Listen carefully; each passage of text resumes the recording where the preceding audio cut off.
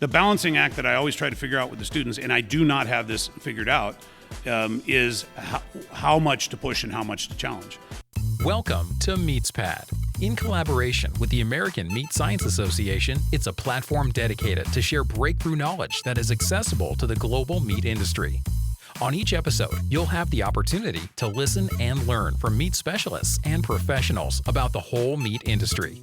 This podcast is brought to you by the U.S. Meat Export Federation, Ultrasource, equipment and supplies for the meat and food industry, Viscofan Collagen Casings, the best alternative to animal gut casings for a better taste and sustainable sausage making. Hello, meat folks. Welcome back to the MeatsPad podcast. It is your happy and hungry host, Phil Bass. Back with one of my mentors. I think I talked about having the triple crown, as they would call it, when I had Dr. Belk on. We had Dr. John Skanga not long ago as well, and Dr. Bob Delmore is actually back on a different topic this time, and something that I think is absolutely relevant and absolutely one that I think he is the expert, even though he's very humble about that. So, Dr. Bob, thank you for joining us again. Phil, it's my pleasure. I appreciate it. Yeah. And getting to do it at RMC is also lots of fun. It's pretty cool. Yeah. So the reason I wanted to have you back is, we talk a lot about the technical side of meat science, but part of what we do as faculty members is teach. And I think you're a very effective teacher. I've taken several of your classes. They were many moons ago, obviously. But I know that you're a well-respected teacher. But then also you have a philosophy behind teaching, I'm sure. And I'd like you to share a little bit about what it is that you're thinking about when you are approaching the classroom, and what are ways that are effective to make sure that the students are gathering the knowledge that you're trying to share. Yeah, I think there's two things that come to mind for me. The first is I've got to simplify the information, because I'm never the smartest one. I'm not even the smartest one in the classroom, but I'm certainly never the smartest one in the room. And I have to, in my mind, I have to boil the information down, not dumb it down, but I need to cut to the chase of what the information is. And so I don't try to remove things, but I try to make it so that they can see what it is that we're talking about. And so if I don't feel that the information that I'm conveying is in some way that they can make it relevant, not necessarily that they see themselves there, but somehow make it relevant to what it is that they're talking about. If it's a young person, worrying about, or I shouldn't say young person, if it's a person that's early in their career in an undergraduate program, worrying about cattle prices and worrying about that we're the lowest point in the cattle cycle in 61 years, while it's mind-blowing for us, they don't necessarily have a connection. And so we work hard to find the connection. The second thing is we try to spend as much time as we can, especially in the places where we have hands-on, is to get them in there and let them start doing it. This semester, I've got a student who is a classic student. She's a lot like a female Phil Bass. She's going 90 miles an hour, and she has found what it is that she's passionate about. You could have done anything. You could have been in construction. You could have milked cows the rest of your life, but you found meat science. And she is the same way. She sees herself. So we created an opportunity for her to work in the lab, and she is going 90 miles an hour. So it's two things for me. One is try to get it simplified, condensed in such a way they can understand, and then try to get them in doing something. We need more kids in meat science. We need more people seeing themselves in this. And if we can get them in a lab, if we can have them, steal a knife, if we can have them break a beef, if we can have them do whatever it is, we tend to have a little bit better luck. Yeah. Well, I think you and I have a very similar philosophy, and I will attribute some of that to you and some of your mentorship in the past. But I cheated. You're an easy first graduate student. The students didn't understand that you were my first graduate student, and I explained that to them because you had self-driven passion. Now I think it's nice that you found the meat industry, but again, you were very interested in chickens, and probably still are. Yeah, but love chickens. Now that you've found yourself, and we tried to lay a foundation, we tried to give you opportunities to do things, and I think we just have to keep figuring out new and different. Maybe the things that worked for you and I maybe won't work for these guys, and we need to figure out and I just need to be smart enough to figure out what the next group wants to do. You have you came from industry, and honestly, that's kind of been my background too. I've followed in your footsteps in that regard, and I don't think that was intentional. That was more opportunistic at the time, but I'm grateful for that time. So you spent time at Farmer John Meats, which was eventually a portion of Hormel, but not at the time when you were there. But tell us a little bit about your background. Working in the industry, you had to manage people, and you've already started to talk about the transition between maybe the classroom and then also the operations that are at, is it Ram Country Meats? Remind me. Ram Country Meats, yes, that's our meat lab. That's our brand at Colorado State University. Yeah. So coaching folks, maybe both in the professional environment, but then also in kind of more that training work environment. What's your philosophy on that? When I got to Farmer John, it was a great opportunity. I spent about almost 6 years there. It was a family-run company, medium-sized company that didn't have a lot of procedures, had a lot of people that had worked there 30, 40, 50-plus years. And so I probably didn't learn till about 2 years into the process to settle down and be a little bit more patient. I mean, I was a little older graduate because I'd spent a little bit of time in junior college and not made a lot of progress, but then got serious about school. For the first couple of years, I probably learned a lot and I made a lot of mistakes. I needed to be a little bit more patient with those folks and realize that if you were just talking about the need to reduce listeria positive samples or listeria-like samples in the environment in RTE, that the folks should just automatically know why that was. By God, I knew what it was, then they needed to know.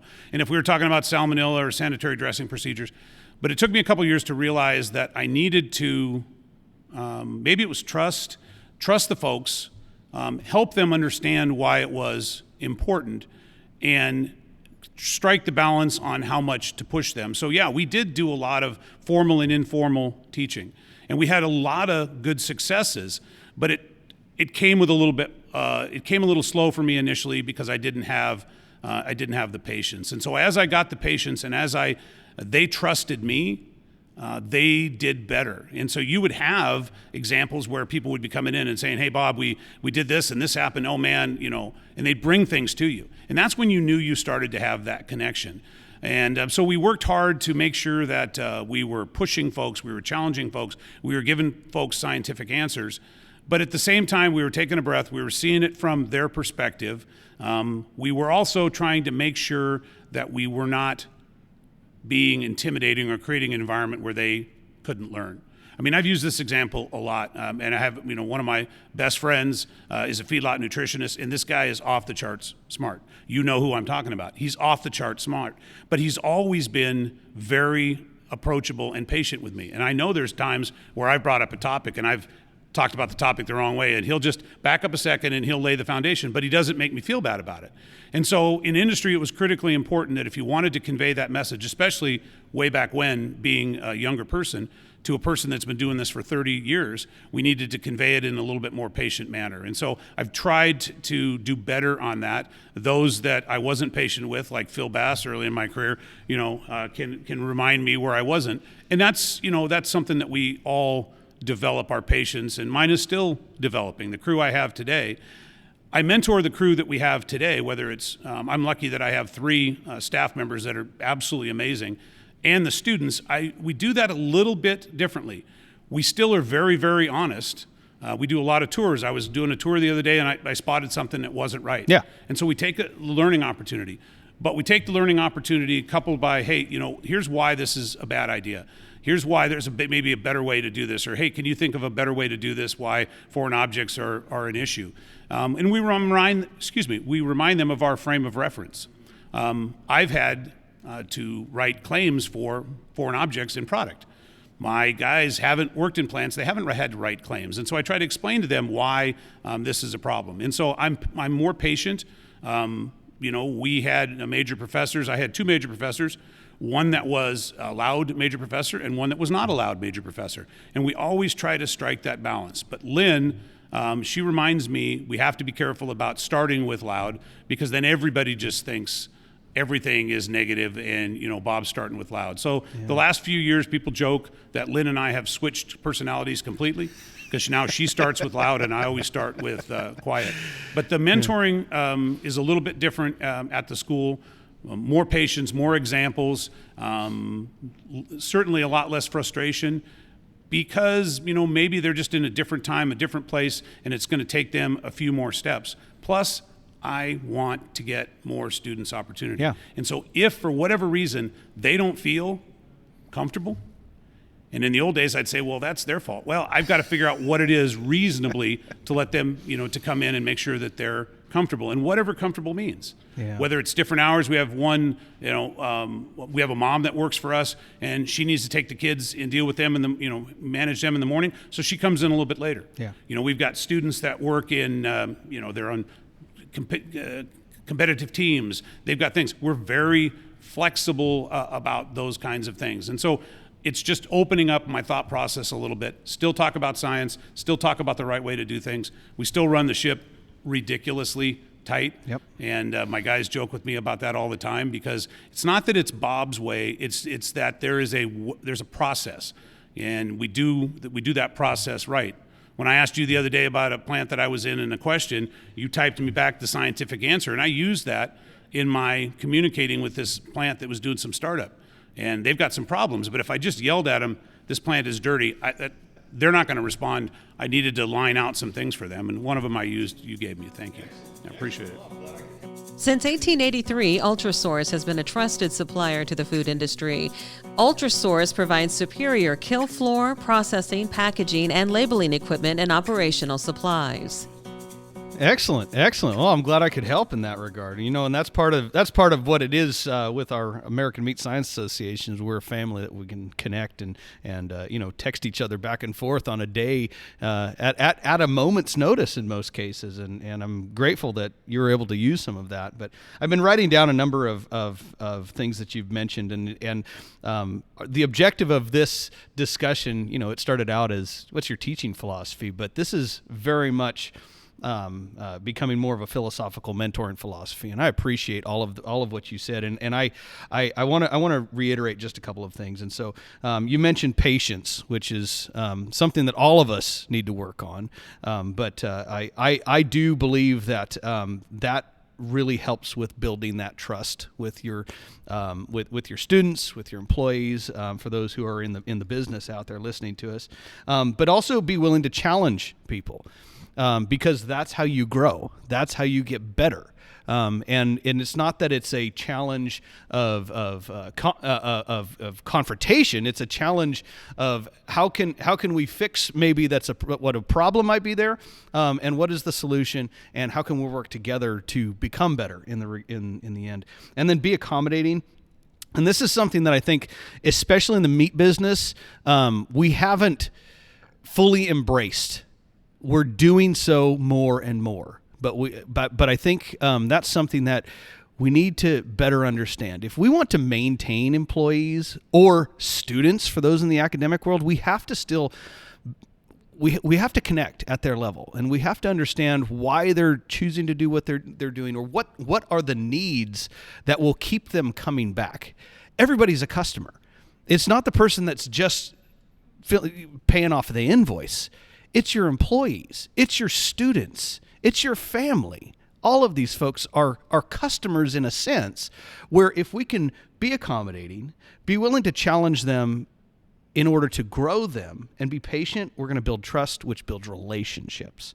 And later on, you have that connection. We touch on the challenge thing is one that even, in the later, I'm not completely done, but in the later stages of a person's career, they're trying to figure out. Another 30, 40 years is all right. I appreciate it. You were easy to challenge in certain ways because, you were raised by a person, a father and a mother who would tell you straight up, and you didn't shy away. And so, we joke about, the relationship that we had, but my job was to challenge you on certain things, as was other faculty. When you went to the challenge of going on to CSU after our program there, a very different program, was to challenge you from an intellectual, from a research standpoint. The balancing act that I always try to figure out with the students, and I do not have this figured out, is how much to push and how much to challenge. With your own kids, I sometimes go past the mark. I mean, I had a daughter who was very concerned about applying to school because both her parents had a PhD, and she was, absolutely petrified that she wasn't even going to get accepted. Now she's, studying abroad. She was a state officer. She's getting ready, she's getting ready to start her teaching. But it's a balancing act, and I think you're right, and I'm always looking for some sort of an indication on how to challenge them. And as you get older, you're farther away from them, what motivates them. So we work hard on that. And the trust one is probably taking me a long time to understand that once they don't trust you, even though you're like, well, what do you mean? I'm not mean. I have this perception as being, a mean, scary guy. But my wife just says I'm. You're hard and crunchy on the outside, right. but soft in the middle. That's what she I tell says people. That I'm just an acquired taste.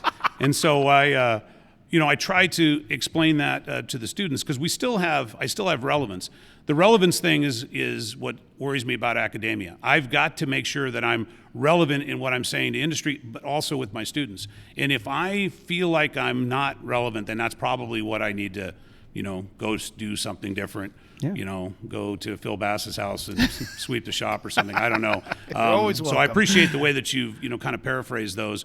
And again, last thing I'll reiterate is we need more students in this discipline. And yes, Steve Lonergan, I call it a discipline, but we need more in this field. We don't fill all the positions. And I am critically concerned about this. It's way off topic of teaching, but I'm concerned about it. Yeah. Well, if we're not addressing those concerns or we're not even considering that it is a concern, then we're going to lose relevance, and we have to maintain relevance. And all the way down to just some of the details in the day-to-day operation. I always appreciated how you did take every opportunity. And I'll tell you, for those who don't know me personally, especially when I was Dr. Bob Delmore's graduate student 150 years ago, I was intolerably stubborn. And I also met a Bob Delmore who was a little more hard and crunchy on the outside. But I think both of us, as people do, change. I like to say I spent my time in the industry, and that turned me from a fresh rock gut whiskey into a little bit more tolerable, smoother drinking kind of situation. As you say, Bob Delmore is an acquired taste. Phil Bass can be at times too. But back to your relevance and making sure that every time you are teaching, you're making it so it's not a punishment, you are learning. All the way down to, and I remember this distinctly, is walking into a packing house or walking into a meat shop, and if there's a hairnet on the floor, pick it up, right? Don't walk past it. Don't just shove it to the side. Pick it up. Details, because eventually everyone around you is going to also see the pride and learn that we need to maintain a tidy shop. We need to continue to strive for excellence. We're never going to achieve perfection, but we can strive for excellence. And by doing that, we're all going to become better. And that's teaching. And that's management, and that's people management especially. Well, you mentioned, paying attention to little things. When the students ask for something, I mean, whether it's the same thing that I've responded to 50 times, and I don't just start off with read the syllabus. I might end with, hey, it's a good place to see this, but I'm going to respond to them. They're paying a lot of money. We try to do our best. I'm there. I'm present. I don't miss classes. We run to the end. We try to honor what we're doing. And I think those types of basic things, are just the normal part of being a teacher.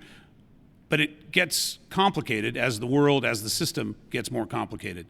Those of us that had to go through teaching in COVID, and I've got a couple of the folks that work for me had to take one of my classes during COVID. And it was not good. It was probably horrible. It was in the transition, so we didn't even know barely what we were doing. And face-to-face teaching, I don't care who you are, face-to-face teaching is absolutely the best.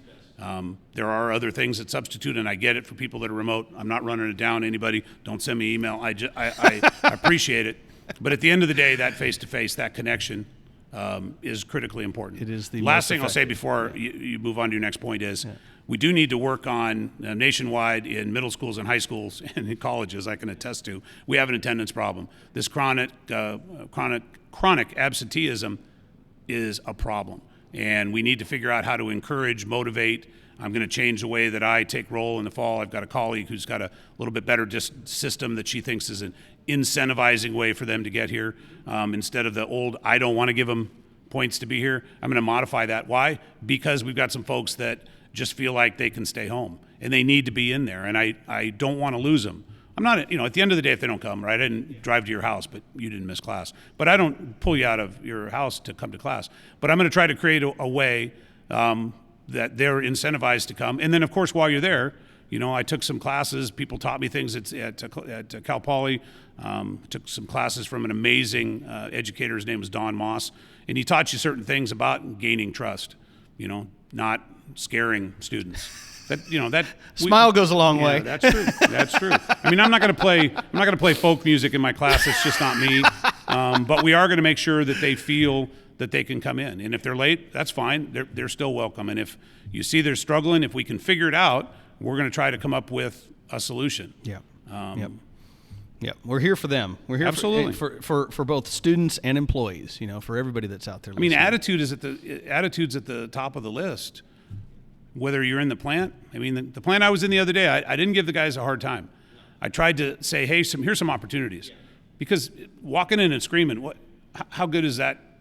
How that's going to help? They need some solutions. They don't understand why the solutions are important to them, but that's okay. Just like the young person who's going to vet school doesn't understand why a meat science class is important. So we got to keep, we keep trying. Well, that's back to the relevance. All of these things connect together, doesn't it?